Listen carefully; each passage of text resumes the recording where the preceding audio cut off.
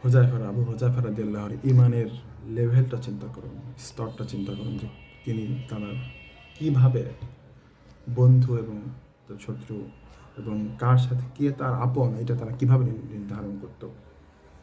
এভাবে আমরা এই বিশ্বাসটা এই জিনিসটা খুব সাধারণ মনে করার কোনো বিষয় না।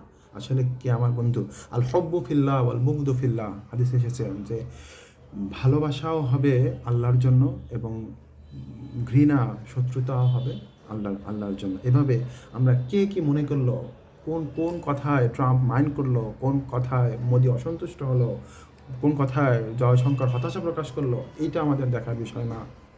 আমাদের দেখার বিষয় সত্যিকারে আমাদের জন্য সত্যিকারের বন্ধু কারা সত্যিকারের বন্ধুকে, সেটা আমাদের এই মানদণ্ডে নির্ধারণ করতে হবে। তাহলে আমরা সত্যিকারের সঠিক দিশা পাবো এবং এই জায়গাটা যদি আমরা অবহেলা করি তাহলে আমাদের সমস্যা সুনিশ্চিত।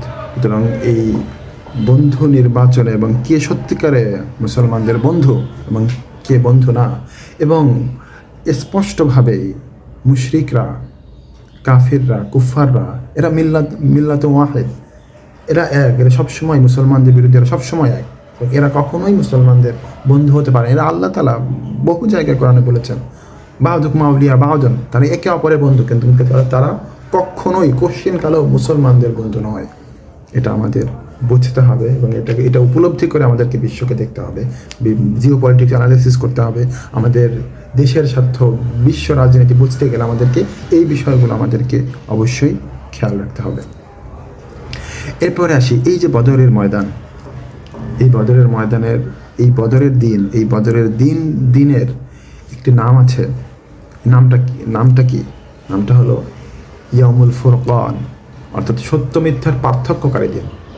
চিন্তা করুন, সেই সময় এই হিজাজ অঞ্চল, আরব, এটা ছিল একটা ব্যাকওয়ার্ড অঞ্চল। এখানে এই তওয়াফ করার উদ্দেশ্য ছাড়া, হজের উদ্দেশ্য ছাড়া এই অঞ্চলে মানুষ আসতো না। খুবই উষর একটা ভূমি।